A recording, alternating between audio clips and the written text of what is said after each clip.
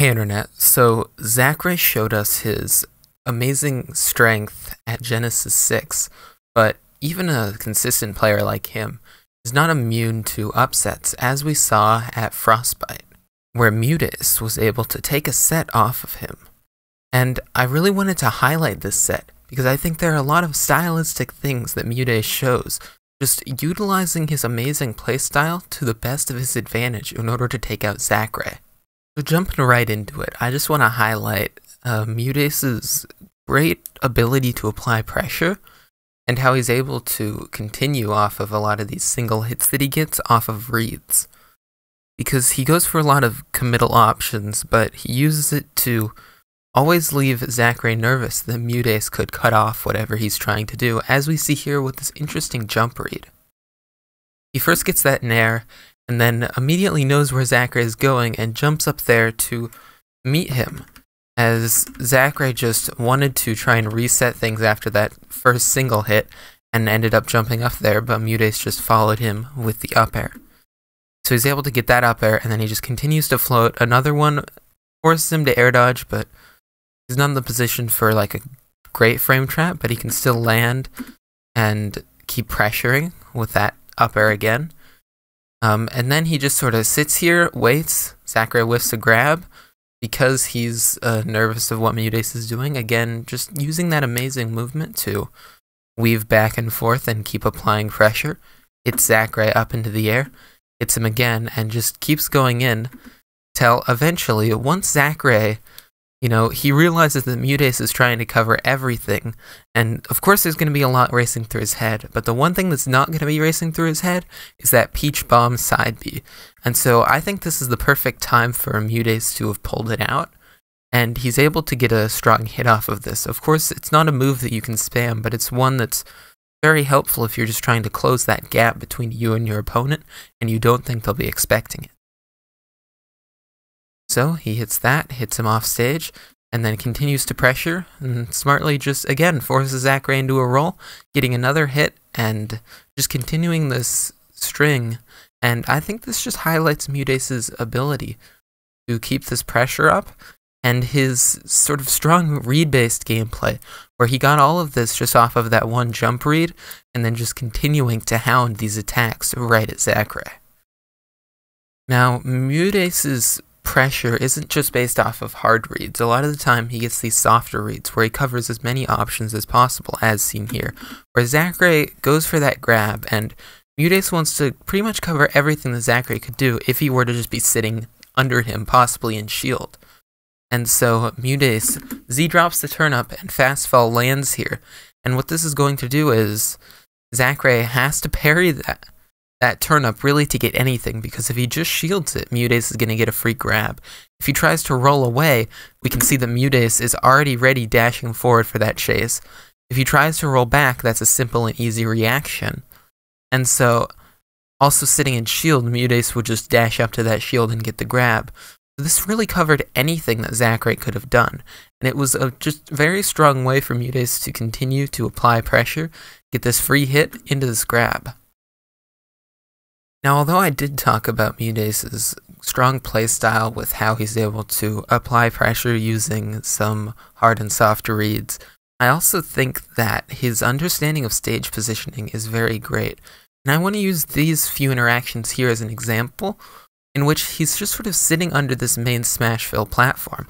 And what this allows him to do is it cuts off Wolf's amazing aerial game coming in from above, and forces Wolf to fight him on that one-on-one close to the ground, where Wolf really doesn't have as many options, whereas Zackray has all this float stuff that he can do, where he can do pretty much any aerial from still low to the ground.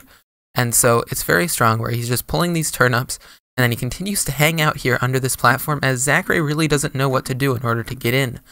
And they just sort of end up trading these hits, Zackray bouncing around back and forth up above that platform, because he doesn't know how to get to him. Now, of course, ingrained into MuteAce's playstyle is also his character, Peach, a character with just amazing movement, and MuteAce is able to use it in this situation to up his ledge trapping game and really force Zackray to have zero options. And so he grabs him, down throw, nair, and he just sends him off stage, has him come back to ledge, but now he has this turn up. He's able to throw it, and Zackray realizes, okay, he's thrown it, now I can do the regular get up, but it's going to come forward. He's going to whiff that forward air, but it actually ends up working out for him because he just sort of is able to land. He knows that Zackray is going to drop shield, try to go for something, possibly even a shield grab it, but, you know, shield grab's so slow. Most everything out of shield is really slow, except for jump, but jump would have been covered by that forward air. And so he then just immediately goes for that jab as Zackray drops shield, is able to hit him off stage again, pulls up another tournament, pulls up another turnip, jumps up, down throw, again covers that get up, hit Zackray off stage again, and now he's just moving back and forth, able to pressure with these strong aerials, as Zackray's not 100% sure what to do. He hops up with that one, and now he's floating up above him, and again he's using Peach's strong movement, where he can pressure this aerial space, stopping Zackray from jumping, meaning that he can really only get up. Zackray can't move forward, because Peach is right there to cover him with some kind of drop-down back air or down air. And so Zackray decides that the best option is to sit in shield, but of course MuteAce is ready for that. He covers it by dropping down and tomahawk grabbing him.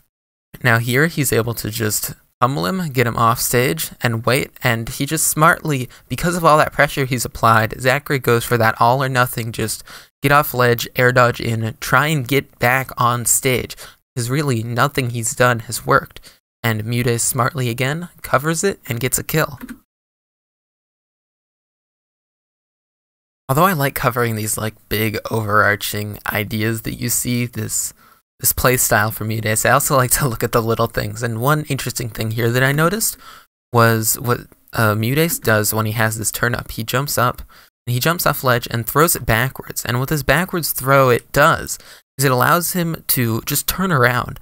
And turning around is actually very important as Peach, because Peach's forward air, although it may reach a good distance, it's not going to do very much as far as speed, and you want this speed when you're trying to land and not just fishing for a kill.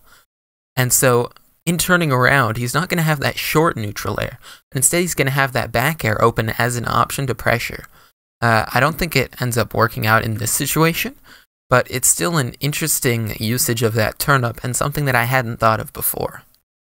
Now, to just sort of highlight how MuteAce was able to win this game, I think these final few interactions that I'm going to show you are going to just highlight that perfectly.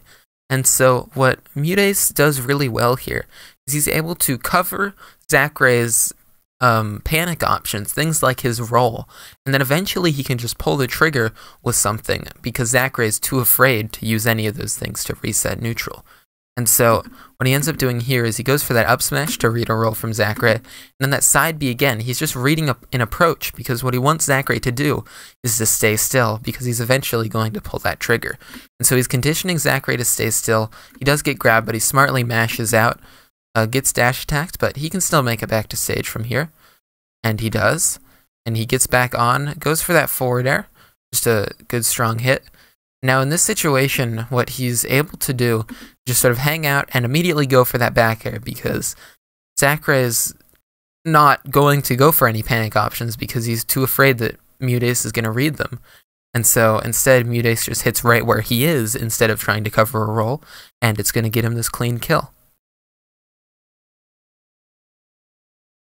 So there you have it, just breaking down some of the interesting parts of this great upset that MuteAce was able to pull over Zackray. If you enjoyed this Analytical Smash content, be sure to subscribe, and I'll see you in the next one. Peace.